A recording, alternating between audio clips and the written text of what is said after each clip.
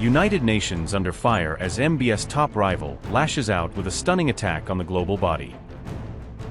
Houthis humiliate a top global body over what they call the UN's open advocacy for peace in the escalating conflict.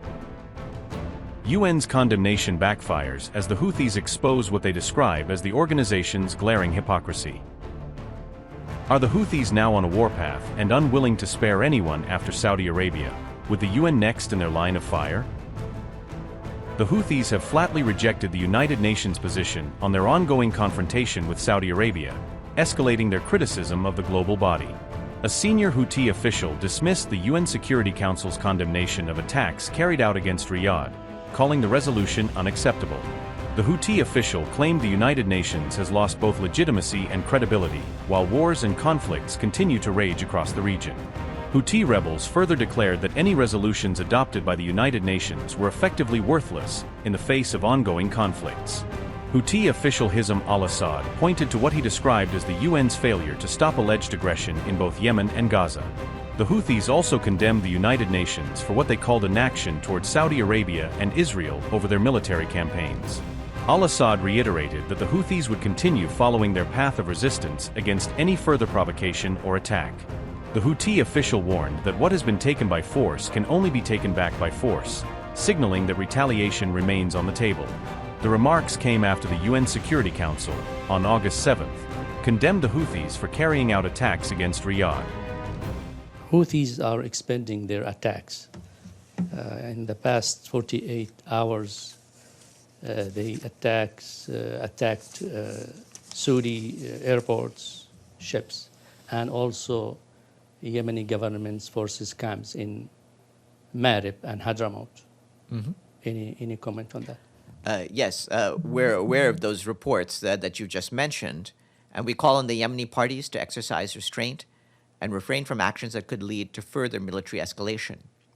Renewed fighting risks reversing the hard-won gains made towards reducing violence in the past years. The parties must prioritize dialogue and engage constructively with UN-led efforts towards a negotiated political settlement. Such massive crowds, numbering in the millions, are nothing new to the Yemeni people, for they are a people of steadfast support, pride, dignity, and unyielding defiance. They have fully authorized Syed Abdul Malik Badruddin al-Houthi to pursue any course of action he deems necessary. No matter what measures of blockade and constriction the Saudis, Emiratis, Americans, and Israelis impose upon us, they will not succeed, for we are advancing with our missiles and drones to break the siege and wipe the Emirati, Israeli, and American presence from existence. Every stance taken by the House of Saud serves as a bulwark for the Jews, and all their actions across the Arab world and within Arab nations serve the Zionists. This demonstrates that they act as an advanced bulwark for the Zionists and the Jews. The Arab and Islamic worlds will not enjoy stability and peace until the Jews and the House of Saud are gone.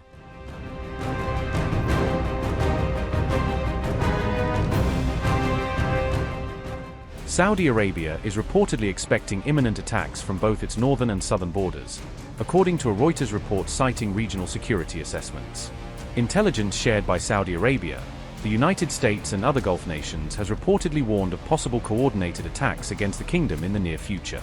The reported attacks could be carried out by Yemen's Houthis and Iraqi militias believed to be backed by Iran's Islamic Revolutionary Guard Corps, according to officials. The Saudi official said potential targets could include civilian infrastructure such as energy facilities, commercial ports, and major airports across the kingdom. Riyadh's decade-long conflict with the Houthis has increasingly become intertwined with the broader regional confrontation involving Iran and its allied groups. Houthi operations in the Red Sea have already disrupted shipping and affected Saudi oil export routes, adding to growing regional security concerns. Despite the security threats, a Saudi official said Riyadh continues to support de-escalation efforts and remains committed to pursuing a negotiated settlement with Iran. The official also said ongoing mediation efforts between Riyadh and Tehran appear to be moving in the right direction despite persistent regional tensions. Saudi Arabia believes the planned attacks could be intended to derail the diplomatic process and undermine efforts to reduce tensions across the region. Riyadh is now moving to strengthen defense and security cooperation with key regional partners as concerns over future attacks continue to grow. Turkey, Saudi Arabia, and Pakistan are expected to sign a new defense cooperation agreement during high-level meetings in the kingdom. Pakistan's Prime Minister, Shahbaz Sharif, arrived in Saudi Arabia on August 6 ahead of the anticipated trilateral security discussions. Turkish President Recep Tayyip Erdogan is expected to arrive in Saudi Arabia on August 7 to participate in the strategic defense talks. Meanwhile, a Saudi official said military and security cooperation with the United States remains very high across all levels despite regional challenges. The official added that Riyadh is fully prepared to take all necessary measures to respond decisively to any future aggression against the kingdom. On August 6, Yemeni forces accused the Houthis of deliberately targeting multiple military positions across several key areas. Yemen's government-aligned military units said these attacks caused significant casualties along with heavy material damage to their positions. The 1st Emergency Division specifically confirmed that its own camps were among the multiple sites targeted during these attacks. Meanwhile, the Houthis claimed their attacks were specifically aimed at Saudi military deployments stationed inside Yemeni territory. In its continued aggression and siege against our dear Yemeni people for nearly 12 years, the criminal Saudi enemy has observed large Saudi military buildups in their final stages, aimed at escalating the aggression against the liberated provinces and the Yemeni people to deter them from their stance on ending the unjust siege. Therefore, our armed forces conducted a large-scale and precise military operation targeting Saudi enemy troop concentrations in the areas of Al-Ruwayk, Al-Abr, Al-Thaniya, and other camps belonging to the so-called 1st and 3rd Emergency Divisions, using a large number of ballistic missiles and drones. The operation resulted in the following: the death and injury of hundreds of Saudi enemy mercenaries, the destruction and burning of a large number of Saudi enemy camps, troop concentrations, depots, and weapons in the Al-Wadiyah area in the east of the country. The destruction of a large number of military vehicles exists in the targeted camps. The Yemeni armed forces warned the criminal Saudi enemy against any act of aggression against our country and our people, and it will bear the consequences of any escalation. We advise those misled and deceived among our people to leave the Saudi enemy camps and return to their homes before it is too late.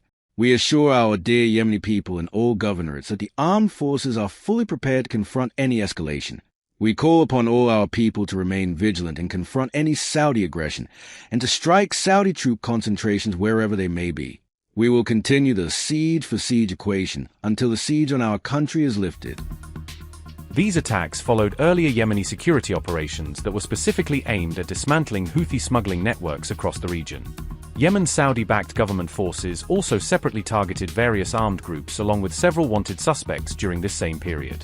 These broader operations were primarily aimed at securing key roads and territories currently under government control. Both the 1st Military Region and the nation's Shield Forces actively took part in carrying out these coordinated security operations. These developments unfolded even as the Houthis simultaneously expanded their own operations toward the northern Red Sea region. Upgrade your news experience with the all-new HT app. Download now.